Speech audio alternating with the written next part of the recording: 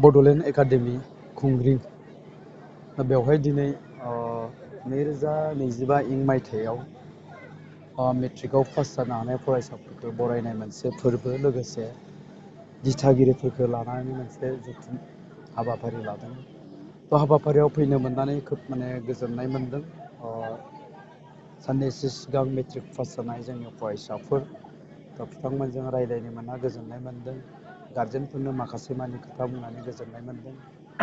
फरायसालियाव गासै 380 फरायसाफोर दं। एबाउट 400 स्टुडेन्टफोर दङ।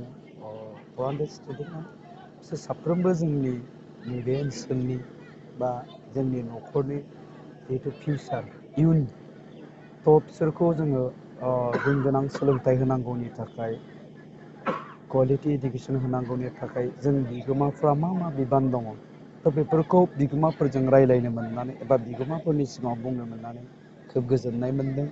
दा बेबायदिनो जोंनि फरायसाफोर बे फरायसाफोरा जे फरायनायजों लोगोसे गावनि आखल आखुखौबो मोजाङै दानानै लानांगौ।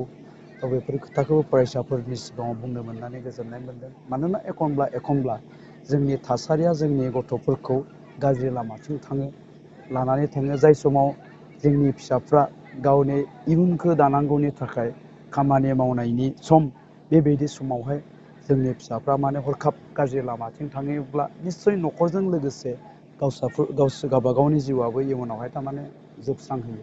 थ' बेखायनो बे गथ'फोरखौ जोंहा जे फरायनायजों लोगोसे गोग्गो आखल आखुखौबो जे दाना लानांगौ दङ आरो गोग्गो आखल आखुखौ जोङो माबोरैजाय दानानै लानांगौ, दा बेफोरखौ फरायसाफोरजों सावरायनो मोनबाय आरो गारजेनफोरजोंबो रायज्लायनो मोनबाय। बिसोरनि सिगाङाव बुंनो मोनबाय जे जोंनि गथ'फोरखौ मोजां आखल आखु दानांगौनि थाखाय जोंहा मा बिबान दङ। थ' बेफोर गासैखौबो गारजेनफोरजों सावरायनो मोननानै गोजोननाय मोनदों।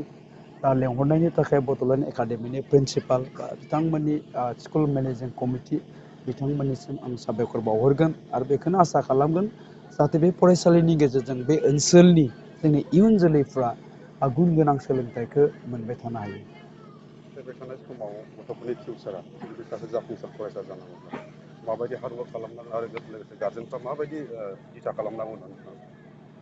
बेफोरखौथ' मिडियायाव बुंबाय थानांगौनि गोनांथि गैया। जायखिजाया बेवहाय फैनानै बेफोर खोथाखौनो रायज्लायबाय गारजेनफोरजों जे जोंनि गथ'फ्रादि जानो हायो बा गथ'फोरखौदि जों खालामनो हायो।